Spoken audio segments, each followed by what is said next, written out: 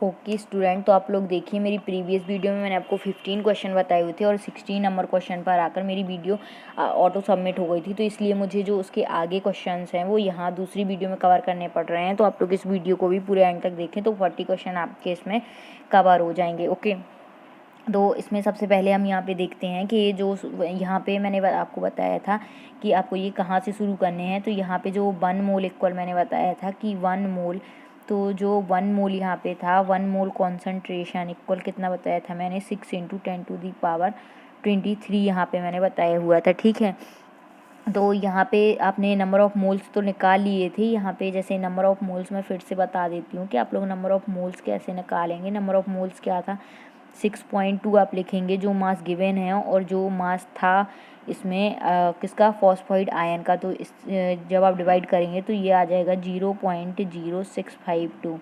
ठीक है, तो अब आपको पता है कि 1 मोल कॉन्सेंट्रेशन इतना है तो 0.652 मोल्स कितना होगा, तो 0.65, तो इसका जब हम निकालेंगे तो 0.652 मोल्स तो वो कितने कंटेन करेगा आयन। तो यहाँ पे हो जाएगा 6 × 10⁻23 लिखेंगे, है ना, और इंटू 0.0652 यहाँ पर लिखेंगे, है ना। एक सेकंड, मैं यहाँ पे इरेज करके फिर से बता देती हूँ। यहाँ पे आप लोग क्या करेंगे 0.0652 यहाँ पे लिखेंगे, है ना। तो ये क्या हो जाएगा, हमारे इतने कंपाउंड हो जाएंगे। ठीक है, तो यहाँ पे जो आंसर निकल कर आएगा वो यहाँ पे आएगा 0.3912 और इंटू में 10⁻23 हो जाएगा। ठीक है, तो इतना क्या हो जाएगा, हमारे पास इतने कंपोनेंट हो जाएंगे। ठीक, तो यहाँ पे अब मैं उसके आगे बता देती हूँ कि जब यहाँ पे हमारे 0.0652 मोल्स क्या कंटेन करेंगे, कंपाउंड कितने करेंगे, तो वो हो जाएंगे 0.3912 इंटू 10⁻23 कंपोनेंट हो जाएंगे, सॉरी। ठीक है, लेकिन हमें क्या पता है कि जो ईच आयन होते हैं, ईच आयन वो कितने उसमें कितने इलेक्ट्रॉन्स होते हैं, तो ईच आयन हैज़ 50 इलेक्ट्रॉन्स। जो एक हर आयन में क्या होते हैं 50 इलेक्ट्रॉन होते हैं। तो हम क्या करेंगे इसमें 50 का मल्टीप्लाई कर देंगे यहाँ पे। ठीक है, यहाँ पे क्या करेंगे हम 50 का मल्टीप्लाई कर देंगे। जब हम इसमें 50 का मल्टीप्लाई करेंगे तो ये हमारे इलेक्ट्रॉन बन जाएंगे, क्योंकि इसमें क्या पूछा है हाउ मैनी इलेक्ट्रॉन्स। तो इलेक्ट्रॉन के लिए हम क्या करेंगे 50 का मल्टीप्लाई, क्योंकि एक आयन में 50 इलेक्ट्रॉन होते हैं। तो जो हमारा ये निकला था ये इतने कंपोनेंट या इतने आयन थे, तो 50 का मल्टीप्लाई कर देंगे तो ये इलेक्ट्रॉन में कन्वर्ट हो जाएंगे। तो यहाँ पे जब हम इसका आंसर निकालेंगे तो ये हो जाएगा 19.56 इंटू 10⁻23 हो जाएगा। ठीक है, अब हम क्या करेंगे कि हमें यहाँ पे देखिए इतना तो कुछ है नहीं, है ना। तो हम यहाँ पे क्या करेंगे कि सबका देखिए यहाँ पे मोस्टली जो है, यहाँ अगर आप चेंज करें यहाँ इसकी पावर आप 24 कर लें, क्योंकि यहाँ पे 24, यहाँ भी 24 लिखा है, यहाँ 22 और 23, तो हमारा इतना तो कुछ आ नहीं रहा है। तो हम क्या करेंगे यहाँ पे कि 1 पॉइंट में देखेंगे यहाँ पे। तो 1 पॉइंट में एक ये है कि 2.1683 और 2.1683। तो अभी देखिए 2 पॉइंट है और 10⁻3 है, तो 2 पॉइंट और 10⁻3 तो मिल नहीं रहे। जैसे 21 है तो हमारे यहाँ 19 है, यहाँ 10⁻4 है, लेकिन हमारा 10⁻23 है। तो अगर हम इसके 24 में कन्वर्ट करें तो देखिए हम यहाँ से क्या करेंगे कि एक पॉइंट यहाँ शिफ्ट करेंगे। जैसे ही हम यहाँ पे शिफ्ट करेंगे तो हमें क्या करना होगा, यहाँ पे मल्टीप्लाई करना पड़ेगा 10 से। ठीक है, 10⁻1 से।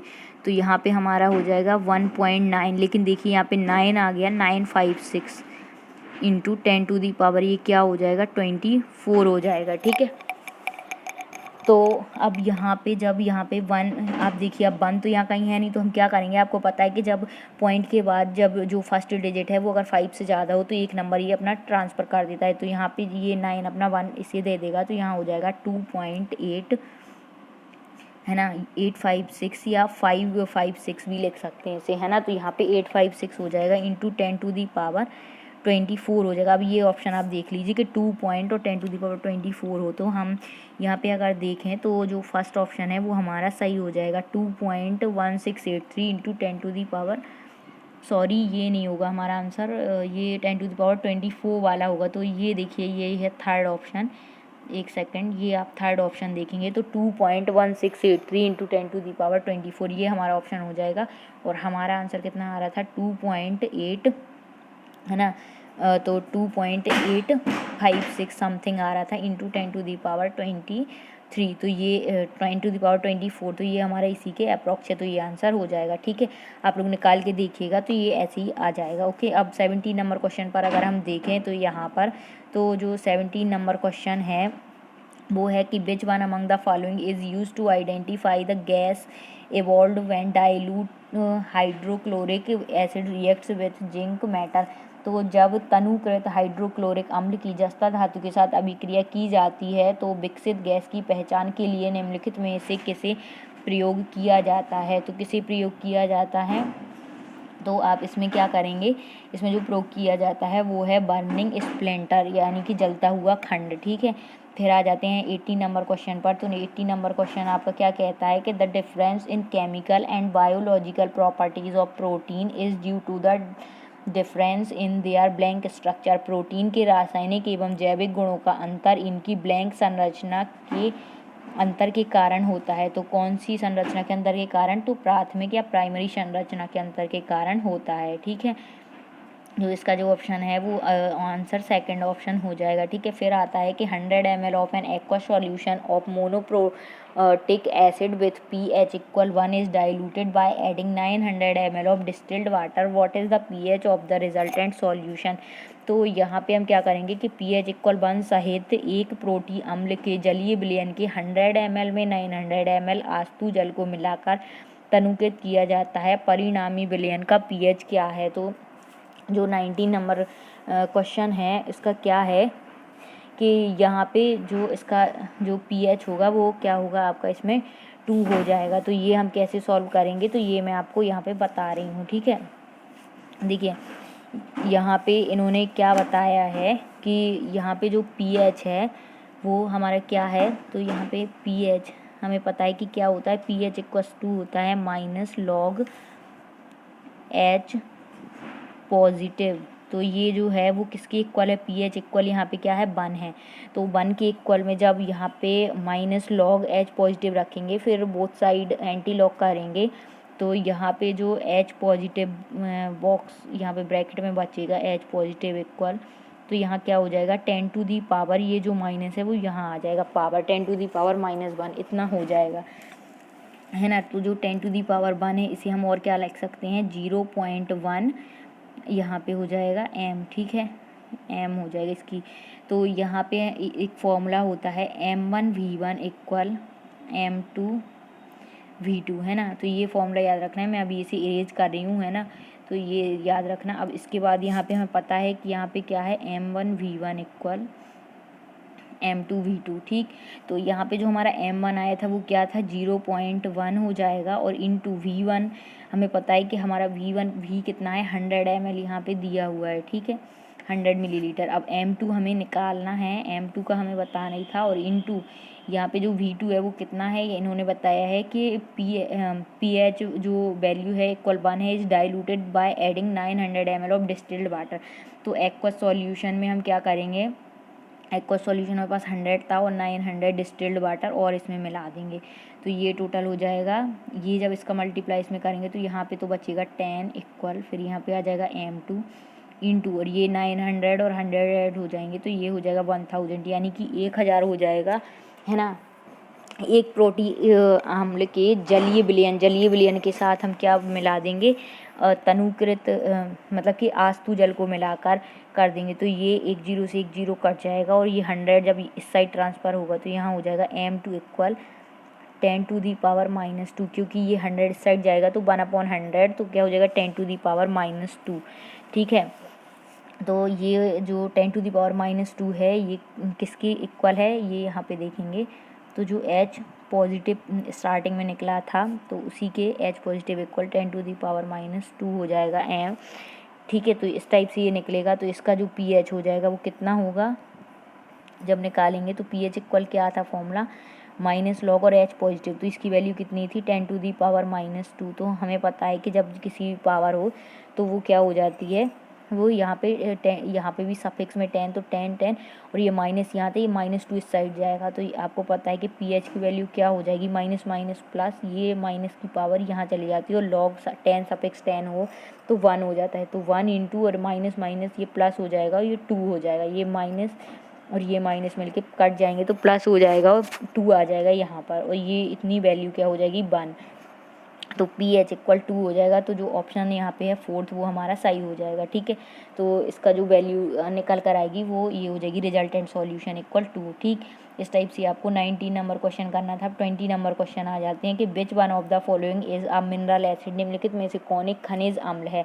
तो फास्फोरिक एसिड जो है वो एक खनिज अम्ल है। ठीक है, इस टाइप से आपका 20 नंबर क्वेश्चन कंप्लीट हो जाता है। अब 21 नंबर जो क्वेश्चन है वो क्या बोलता है कि what type of reaction is represented by the following equation, निम्न समीकरण के द्वारा किस प्रकार की अभिक्रिया को प्रदर्शित किया जाता है।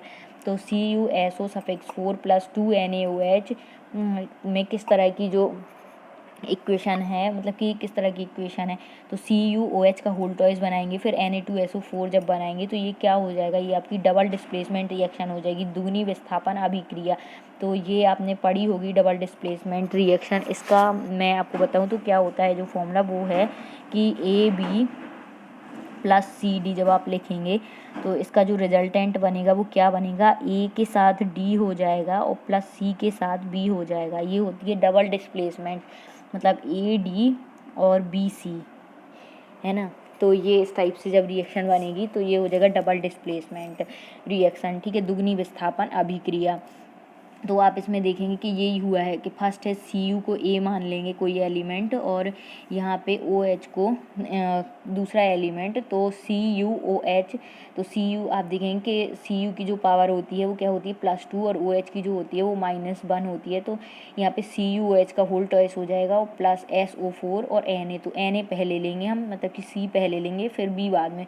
तो पहले हम C देखें तो C हमारा क्या है Na, और यहाँ पे जो B है वो क्या है हमारा SO4। तो जो यहाँ पे हो जाएगा Na पॉजिटिव, Na की पावर 1 होती है ना, और SO4 की पावर -2 होती है, तो Na2SO4 हो जाएगा यहाँ पे। तो इस टाइप से ये एलिमेंट बन जाएगा, ये डबल डिस्प्लेसमेंट रिएक्शन यानी दुगनी विस्थापन अभिक्रिया की जो इक्वेशन है वो है। इस टाइप से हम करेंगे। ठीक है, इसमें क्या होता है कि जो 2 रिएक्टेंट्स होते हैं वो एक्सचेंज करते हैं आयन, तो क्या बनाते हैं, 2 नए कंपाउंड बनाते हैं। तो आप देखेंगे यहाँ पे CuOH का होल टॉइस एक कंपाउंड और Na2SO4 ये दूसरा कंपाउंड बन गया है। इस टाइप से ये प्रोसेस कंप्लीट हो जाएगी। ओके, अब यहाँ पे आ जाता है 22 नंबर क्वेश्चन कि the ratio of number of electrons involve in oxidation of potassium permanganate in basic medium to acidic medium is. तो क्या है कि क्षारकीय माध्यम से अम्लीय माध्यम में पोटेशियम परमैंगनेट के ऑक्सीकरण में सम्मिलित इलेक्ट्रॉनों की संख्या का अनुपात ब्लैंक है। तो वो क्या है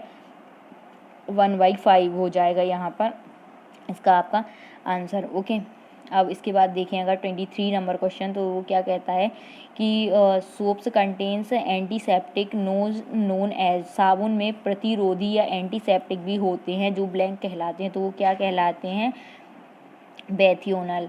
ठीक है, विथियोनल कहलाते हैं। सोप में जो क्या होते हैं एंटीसेप्टिक होते हैं। ओके, फिर आ जाता है ये आपकी थ्योरेटिकल बेस्ड है, तो ये तो आपको ऐसे ही पढ़ने होंगे। ठीक है, रटना होगा या एक बार माइंड में रखना होगा कि इसका क्या होता है। ठीक है, the mass of a unit cell of NaCl correspond to blank, मतलब NaCl की एक इकाई सेल का द्रव्यमान खाली स्थान के रूप में है। तो वो किसके रूप में है यहाँ पर, तो वो है यहाँ पर 4 chloride ions and 4 sodium ion के बराबर है। ठीक है, 4 क्लोराइड आयन एंड 4 सोडियम आयनों के। ठीक, फिर उसके बाद आता है 25 number, which one of the following acid decolourises the purple colour of KMnO4, निम्नलिखित अम्लों में से कौन एक KMnO4 के बैगनी रंग को विरंजित करता है। तो कौन इसमें विरंजित करता है, तो वो है हाइड्रोक्लोरिक एसिड।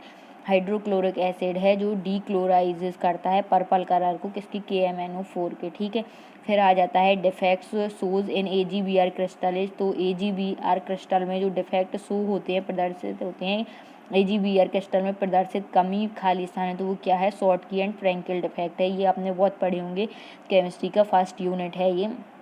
तो ये आपको अच्छे से आते हैं, तो ये आप लोग खुद से करें। ठीक है, कैसे आएगा, which one of the following gives reactive iodoform test upon reaction with iodine and NaOH। ठीक है, तो निम्नलिखित में से कौन आयोडीन और NaOH के साथ अभिक्रिया करने पर सकारात्मक आइडोफॉर्म परीक्षण करता है? तो वो कौन करता है इसमें?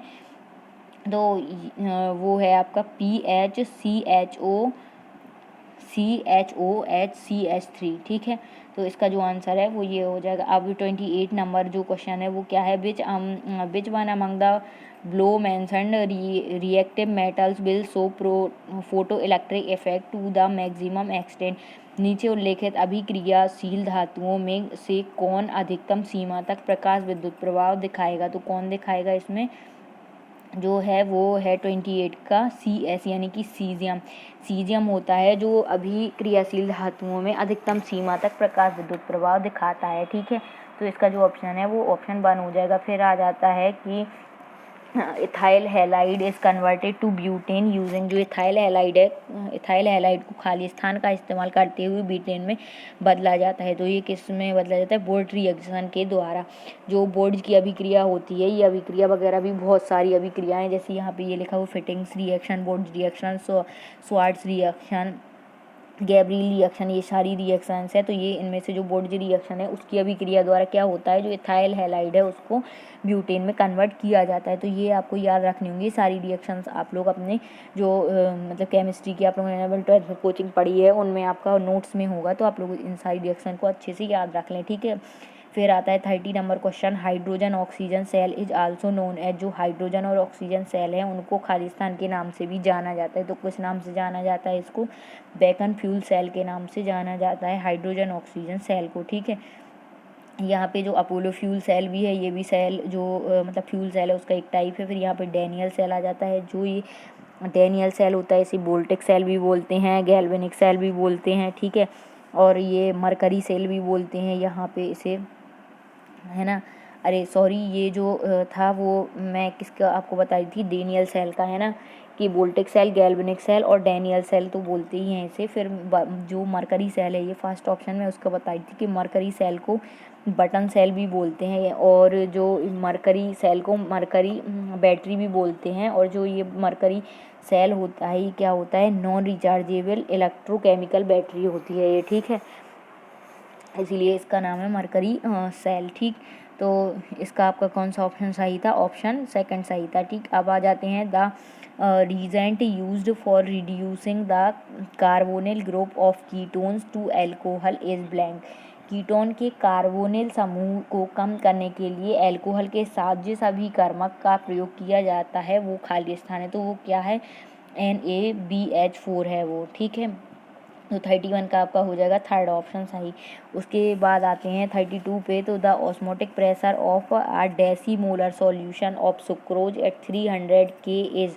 तो इसका जो आपका आंसर है वो क्या है? 2.4 ATM। लेकिन ये कैसे आया वो मैं आप लोगों को बताती हूँ। ठीक है, तो यहाँ पे आप लोगों को क्या बताना है, ऑस्मोटिक प्रेशर ऑफ डेसीमोलर सॉल्यूशन। तो यहाँ पे जो फॉर्मूला होगा इसका ऑस्मोटिक प्रेशर ऑफ डेसीमोलर सॉल्यूशन का, तो वो क्या होगा, यहाँ पे CRT होगा। ठीक है, अब यहाँ पे कॉन्सेंट्रेशन ऑफ सॉल्यूशन अगर हम देखें तो कॉन्सेंट्रेशन ऑफ सॉल्यूशन इन्होंने क्या बताया है, ऑफ आ डेसीमोलर सॉल्यूशन, मतलब एक डेसीमोलर सॉल्यूशन का। तो कॉन्सेंट्रेशन ऑफ सॉल्यूशन क्या होगा यहाँ पे, वो होगा 1/10 m इक्वल, इसको अगर करें तो 0.1 मोल हो जाएगा, 1 मोल सॉल्यूशन हो जाएगा। ठीक है, तो यहाँ पे अगर हम देखें अब, तो इतना आप नोट कर लीजिए, फिर मैं बताती हूँ। यहाँ पे अगर हम देखें तो यहाँ पे जो फॉर्मूला बताया था वो मैंने क्या बताया था, CRT। तो यहाँ पे V जो है वो क्या है हमारा, 1 लीटर गिवन है। ठीक, फिर क्योंकि यहाँ लिखा है आ डेसीमोलर सॉल्यूशन मतलब एक लीटर में, तो C क्या है हमारे यहाँ पे 0.1 मोल हो जाएगा कॉन्सेंट्रेशन। फिर जो R की वैल्यू है वो क्या है यहाँ पे 0.0821, है ना। ये हो जाएगा, क्या हो जाएगा, लीटर।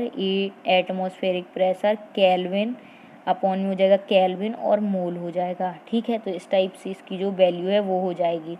फिर यहाँ पे हम क्या करेंगे, अब इतना हो गया हमारा, तो यहाँ पे फिर इतना नोट कर लीजिए आप लोग। फिर उसके बाद देखेंगे तो जो ऑस्मोटिक प्रेशर है यानी कि परासरणी दाब, तो वो क्या हो जाएगा, CRT। ठीक है, और अपॉन में क्या हो जाएगा, इसमें वॉल्यूम हो जाएगा। ठीक। तो इसका जब हम निकालेंगे तो इन सब की जो मैंने वैल्यू बताई थी वो रखेंगे। यहाँ पे 0.1 हो जाएगा इसकी सी की वैल्यू, फिर 0.0821 यहाँ पे रखेंगे आर की वैल्यू, और जो यहाँ पे टेम्परेचर था वो यहाँ देखिए आप 300 केल्विन गिवन है, और डिवाइड कर देंगे वॉल्यूम से। तो वॉल्यूम हमारा क्या था, 1 था। तो जब आप इसे डिवाइड करेंगे 1 लीटर वॉल्यूम से तो जो ऑस्मोटिक प्रेशर आएगा वो 2.49 बार आएगा। ठीक है। तो यहाँ पे, या फिर इसे ATM भी आप लोग लिख सकते हैं। ठीक है। तो यहाँ पे क्या हो जाएगा, 2.4 ATM एटमॉस्फेरिक प्रेशर। ठीक है, ये आंसर हो जाएगा इसका। ओके। फिर यहाँ पे जब अब 33 नंबर क्वेश्चन आप लोग देखेंगे तो what is the difference between molar heats of reaction at constant pressure and at constant volume of the combustion reaction of C6H6 यानी कि बेंजीन एट 25 डिग्री सेल्सियस। तो ये 33 का जब आप निकालेंगे यहाँ पे, तो इसमें आपको इतना मतलब इसको जब आप सॉल्व करेंगे तो यहाँ पे क्या करना है कि इसमें जो हिंदी में वो क्या बोल रहा है कि 25 डिग्री सेल्सियस पर C6H6 की दहन अभिक्रिया के लिए स्थिर दाब पर और स्थिर आयतन पर अभिक्रिया की ग्राम अणुक ऊष्मा के बीच क्या अंतर है। तो इनका जो डिफरेंस होगा वो अगर आप निकालेंगे तो वो कितना आएगा ये मैं आपको बता रही हूँ। तो यहाँ पे देखिए, जब आप यहाँ पे बेंजीन लेंगे C6H6 लेंगे तो इसमें क्या है, कम्बशन मतलब ऑक्सीजन के साथ इसको बर्न करना है ना, in the presence of oxygen. तो जब इसे ऑक्सीजन के साथ बर्न करेंगे तो क्या बनेगा, एक CO2 बनेगा, और यहाँ पे क्या आएगा, H2O। अब इसे हम बैलेंस करेंगे तो यहाँ पे हम 2 ले लेंगे और यहाँ पे हम 15 लेना पड़ेगा हमें। तो यहाँ पे क्या आ जाएगा, 12 CO2 आ जाएगा प्लस 6 H2O हो जाएगा। इस टाइप से बैलेंस होगी। तो यहाँ पे जो डेल एन है वो क्या हो जाएगा, यहाँ पे हमने शुरू में क्या लिया था, यहाँ पे जो डेल एन है वो क्या होगा कि यहाँ पे जो CO2 बना है वो हमारा आउटपुट है 12 और इनपुट कितना था 15। तो यहाँ पे क्या आ जाएगा, -3 आ जाएगा। ठीक, इस टाइप से इतना आप नोट कर लेना। फिर उसके बाद हम देखेंगे यहाँ पे कि del H at constant pressure पर हीट निकालेंगे तो यहाँ पे हो जाएगा del E plus del N R T हो जाएगा। ठीक है। तो यहाँ पे ये जो है ये क्या होगा, ये ट्रांसफ़र कर लेंगे, del H minus del E यहाँ पर आ जाएगा, इक्वल में क्या आएगा, डेल एन आर टी। तो ये हो जाएगा यहाँ पे इतना कि ये जो डिफरेंस है यही निकल आया कि डिफरेंस किसका निकला, at constant heat of reaction at constant pressure and at constant volume. तो ये जो होगा वो इक्वल किसके होगा, डेल एन आर टी के। तो अब यहाँ पे मैं रेज कर दूँ तो इसकी जो वैल्यू है वो रख लेंगे यहाँ पे हम डेल एन आर टी की। तो डेल एन हमें पता है -3 है इंटू आर, आर की वैल्यू क्या होती है 8.314 होती है। लेकिन ये कितने में होती है, इसकी जब हम यूनिट रखेंगे तो इसका जो यूनिट आपको पता है इसकी क्या होती है, इसकी होती है जूल पर मोल और केल्विन होती है इंटू। लेकिन हमें यहाँ क्या चाहिए, किलो जूल चाहिए, क्योंकि हमें जो आंसर है वो हमारा किलो जूल में है। तो हम यहाँ क्या करेंगे, इसे किलो जूल में कन्वर्ट करने के लिए 10⁻³ से मल्टीप्लाई कर देंगे तो ये किलो जूल हो जाएगा। ठीक है। और उसके बाद टी की जो वैल्यू है वो रखेंगे। तो टी की वैल्यू आप किससे रखेंगे, यहाँ पे जो टेम्परेचर है जो 25 डिग्री सेल्सियस है, तो यहाँ इसे जब आप केल्विन में करेंगे तो यहाँ पे 25 + 273 ऐड कर देंगे तो ये क्या हो जाएगा 298 हो जाएगा। ठीक है ना। ये टेम्परेचर तो आपको डिग्री सेल्सियस से केल्विन में कन्वर्ट आते ही होगा। ठीक है। तो जब आप इसे इतना करेंगे फिर इस पूरे का मल्टीप्लाई जब आप करेंगे तो मैं यहाँ पे बता दी रही हूँ, इसका जो आंसर होगा वो होगा -7.43 किलो जूल पर मोल यहाँ पे हो जाएगा आंसर। ठीक है। तो अब आप इसका ये देखेंगे तो इसमें जो आंसर है वो आपका कौन सा है, -7.43 किलो जूल पर मोल। तो ये जो ऑप्शन है ऑप्शन 4, ये आपका आंसर हो जाएगा, आंसर नंबर 4। ठीक है। तो लेकिन मैं यहाँ पे बता दूँ कि इन्होंने ये बताया करेक्ट आंसर आपका कौन सा है, -3.72 किलो जूल पर मोल। ये आंसर आपका बिल्कुल ही गलत है, क्योंकि जब मैंने खुद इसे सॉल्व किया है तो आप लोग देख रहे हैं कि -7.43 किलो जूल पर मोल आया है। अगर किसी का ये आंसर ऑप्शन 3 निकल आ रहा है तो आप लोग उसे सही मान लीजिए, नहीं तो अगर आप पूरा सॉल्व करेंगे according to the given conditions तो आपका यही आंसर निकलेगा। ओके। अब नेक्स्ट नंबर देखते हैं यहाँ पे 34। तो विच one of the following salt solution react with copper two displace the metal, निम्नलिखित में से लवण का कौन सा विलेय धातु विस्थापित करने के लिए तांबे के साथ अभिक्रिया करता है, तो वो कौन सा है, AgNO3 है। ठीक है, अब यहाँ पे अगर मैं इसका सॉल्यूशन बताऊँ तो बहुत लेंदी होने वाला है, लेकिन मैं फिर भी आप लोगों को बता देती हूँ कि इसमें ये पूछ क्या रहा है। इसमें ये कह रहा है कि निम्नलिखित में से लवण का कौन सा विलेय धातु विस्थापित करने के लिए तांबे के साथ अभिक्रिया करता है। तो यहाँ पे देखिए कि जो यहाँ पे salt solution react with copper, तो कौन सा सॉल्ट सॉल्यूशन है, तो देखिए यहाँ पे आपको मोस्टली पता है कि जो मेटल्स होते हैं वो डिस्प्ले करते हैं एटमॉस्फेरिक, मतलब कि यहाँ पे जो यहाँ पे लिखा हुआ है ना कि salt solution react with copper two displace the metal, तो निम्नलिखित में से लवण का कौन सा विलेय धातु विस्थापित करने के लिए तांबे के साथ अभिक्रिया करता है। तो जब जो सॉल्ट का अगर आप रिएक्शन करेंगे कॉपर के साथ, तो उसके लिए आप मतलब विलेय धातु विस्थापित करने के लिए तांबे के साथ अभिक्रिया करता है, तो धातु अगर विस्थापित करना है तो AgNO3 के साथ रिएक्शन इसमें करेगा। ठीक है, अभी इसमें बहुत लेंदी होने वाला है उसकी प्रोसेस, तो इसलिए मैं उसकी केमिकल रिएक्शन नहीं बता रही। अब यहाँ पे इसकी देखिए आप 35 का, तो यहाँ पे जो 35 का है, which one of the following is an amphoteric oxide, तो एम्फोट्रिक ऑक्साइड जो होते हैं वो कौन कौन से हैं वो आप देख लीजिए। मतलब एम्फोट्रिक ऑक्साइड यानी कि उभयधर्मी ऑक्साइड कौन से कहलाते हैं, तो उभयधर्मी ऑक्साइड वो कहलाते हैं जिनमें एसिड और बेस दोनों, मतलब दोनों रिएक्शंस वो कर सकें। ठीक है, दोनों की तरह वर्क कर सके, तो वो होते हैं कॉपर है, जिंक है, ठीक है, लेड है, और टिन हो गया, बेरिलियम हो गया, ठीक है, और साथ में है एल्यूमिनियम। ठीक है, तो यहाँ पे कौन कौन से, copper, zinc, lead, tin, beryllium और एल्यूमिनियम, ये जो एलिमेंट हैं, ठीक है, ये मेटल्स शो करते हैं, ये मेटल्स हैं, तो वो एम्फोट्रिक ऑक्साइड यानी कि उभयधर्मी ऑक्साइड हैं। ये क्या करते हैं, एसिड और बेस दोनों की तरह वर्क करते हैं रिएक्शन, जब कोई भी रिएक्शन हो, और प्रोड्यूस करते हैं सॉल्ट एंड वाटर। ठीक है, अब ये जैसे अपन इसकी अगर केमिकल रिएक्शन बनाए तो वो कौन है, Al2O3। अब इसमें क्योंकि एल्यूमिनियम देखना है, मेटल होना चाहिए, तो मेटल इसमें आप देखेंगे तो मेटल, तो यहाँ पे कौन सा हो जाएगा, Al2O3 हो जाएगा इसमें मेटल। ठीक है, जितने भी मेटल मैंने बताए हैं जो एम्फोट्रिक ऑक्साइड या उभयधर्मी ऑक्साइड हैं, उनमें से कौन सा है, मेटल है। इन चारों में से आप देखेंगे तो मेटल कौन सा है, एल्यूमिनियम। तो एल्यूमिनियम, मैग्नीशियम भी मेटल है, लेकिन जो एम्फोट्रिक ऑक्साइड शो कर हैं वो मेटल्स, उनमें से ये एल्यूमिनियम आपको मिलता है, तो Al2O3 हो गया। क्योंकि देखो जैसे Al2O3 है, अब आप इसकी रिएक्शन करेंगे एसिड के साथ, ठीक है, HCl के साथ किया, तो ये हमें क्या देगा, हमें वाटर चाहिए है ना, और सॉल्ट चाहिए, तो ये हमें क्या देगा, इसकी रिएक्शन अगर आप करें तो यहाँ पे हो जाएगा 2AlCl3, बैलेंस बनाया है मैंने, यहाँ पे हो जाएगा 3H2O। तो यहाँ पे देखेंगे ये वाटर आ गया आपका, है ना, और ये क्या हो गया हमारे पास, सॉल्ट हो गया या बेस। तो बेस की तरह ये वर्क कर रहा है, और जब एसिड की तरह वर्क करना है इसमें, है ना, तो इसका क्या कर सकते हैं, दूसरी रिएक्शन भी कर सकते हैं। इसका NaOH के साथ अगर आप करेंगे तो ये एसिड की तरह एक्ट करेगा और हमें क्या देगा, NaAlO2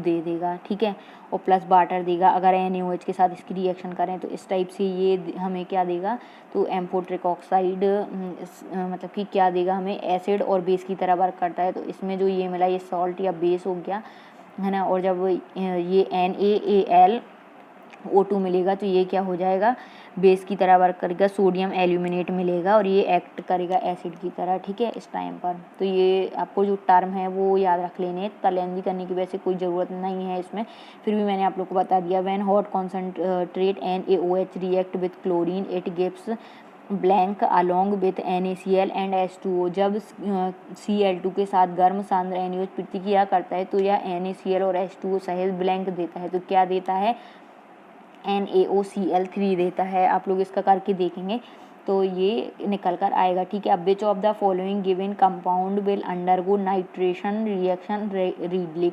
तो ये क्या कह रहा है कि दिए गए यौगिकों में से कौन तत्परता से नाइट्रीकरण अभिक्रिया से गुजरेगा। तो इसका जो आंसर होगा वो क्या होगा, C6H5OH। C6H5OH जो है वो क्या करेगा, तत्परता से नाइट्रीकरण अभिक्रिया से गुजरेगा ठीक है। अब इसका जो नेक्स्ट क्वेश्चन है वो है कि natural rubber is soft and has less tensile strength and modified by बल्केनाइजेशन the linkage formed is. प्राकृतिक रबड़ मुलायम होता है एवं इसमें कम तनय सामर्थ्य होता है और इसे बल्कनीकरण द्वारा संशोधित किया जाता है। सहलनता या लिंकेज का गठन ब्लैंक है, तो क्या है इसमें?